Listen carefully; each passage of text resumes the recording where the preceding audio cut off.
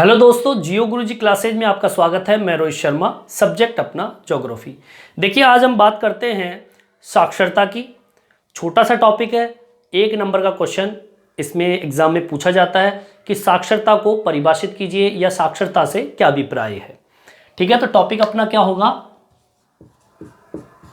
साक्षरता। ठीक है, साक्षरता के बारे में आपको इसमें बताना है। ठीक है, तो इसकी डेफिनेशन जो है मैं एक बार आपको समझा देता हूं, फिर मैं इसको बोर्ड पे एक्सप्लेन करूंगा किस तरीके से आपको एग्जाम में इसको लिखना है। देखिए, साक्षरता क्या होती है। देखिए, भारत की बात कर लेते हैं। भारत में साक्षरता दर जो होती है वो 7 वर्ष से अधिक आयु वाले जनसंख्या के उस प्रतिशत को सूचित करता है जो पढ़ता हो, लिख सकता हो।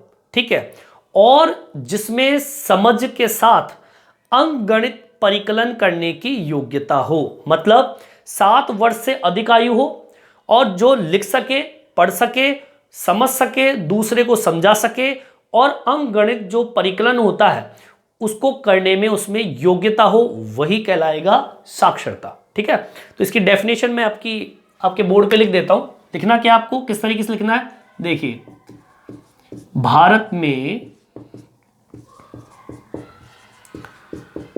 साक्षरता दर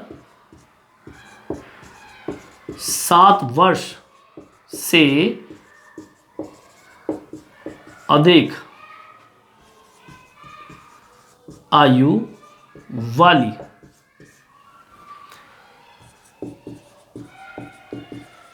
जनसंख्या के उस प्रतिशत को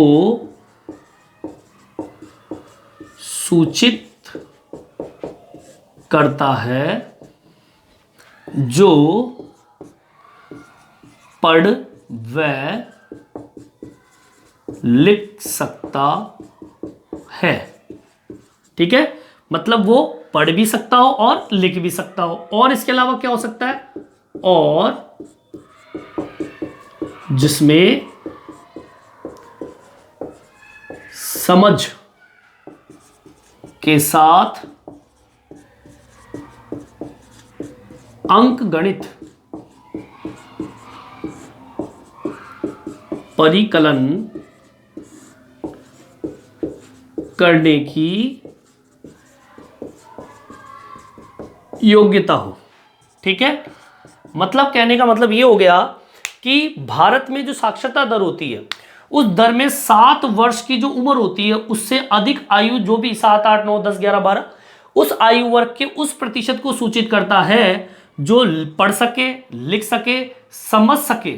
ठीक है, और दूसरे को समझा सके, साथ में अंकगणित इसका परिकलन कर सके। ऐसी योग्यता हो उसे हम क्या नाम देंगे? साक्षरता नाम देंगे। ठीक है, ये साक्षरता की परिभाषा होगी, डेफिनेशन होगी।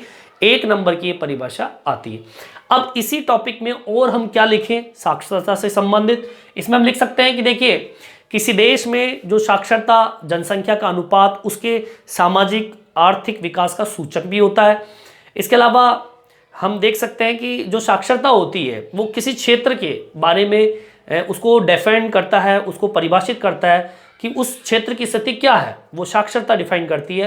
क्योंकि इसमें जो रहन सहन का स्तर होता है, महिलाओं की स्थिति होती है, सामाजिक स्थिति होती है, उसकी शैक्षणिक सुविधाएं होती है, उसकी उपलब्धता होती है, सरकार की जो नीतियां होती है, उसका भी पता हमें किससे चलता है? साक्षरता से चलता है। ठीक है, आर्थिक विकास का जो स्तर होता है वो भी साक्षरता के कारण और उसका परिणाम दोनों ही आपका साक्षरता है। ठीक है, इस चीज को भी हम बोर्ड पे मैं एक्सप्लेन करूंगा, इसको भी आपको एग्जाम में लिखना है। ठीक है, तभी आपको 1-1.5 नंबर आपको मिलेगा। ठीक है, क्या लिखना है? देखिए, किसी देश में साक्षर जनसंख्या का अनुपात उसके सामाजिक आर्थिक ठीक है विकास का सूचक होता है। ठीक है। इसके अलावा क्योंकि इसमें रहन सहन के स्तर, महिलाओं की सामाजिक स्थिति, ठीक है, इसके अलावा सामाजिक स्थिति और शैक्षणिक सुविधा की उपलब्धता, ठीक है, इसके अलावा विकास का स्तर, विकास का स्तर व सरकार की नीतियों का पता चलता है। किससे पता चलता है? साक्षरता से, ठीक है ना। साक्षरता ही हमें बताती है किसी क्षेत्र के रहन सहन की स्थिति। साक्षरता अगर अच्छी होगी, लोगों का रहन सहन का स्तर भी अच्छा होगा, उसकी सामाजिक स्थिति अच्छी होगी, ठीक है, शैक्षणिक सुविधाओं की उपलब्धता, सरकार की नीतियों का भी पता हमें साक्षरता से ही पता चलता है। और इसके अलावा हम एक टॉपिक और डाल सकते हैं कि आर्थिक विकास का स्तर जो होता है या आर्थिक विकास का सूचक, आर्थिक विकास का सूचक भी साक्षरता होती है। मतलब अगर व्यक्ति को विकास करना है तो उसे साक्षर होना होगा, उसे पढ़ना लिखना होगा। तो इस तरीके से आप साक्षरता को डिफाइन कर सकते हैं। 1 नंबर का ये क्वेश्चन आता है, ठीक है ना। इसमें परिभाषा पूछ सकता है या साक्षरता से क्या अभिप्राय है, तो आपको इस तरीके से बताना है कि साक्षरता होती क्या है, ठीक है। ये इस वीडियो में साक्षरता से संबंधित मैंने आपको टॉपिक बताया। आपको ये वीडियो कैसा लगा? इस वीडियो में इतना ही।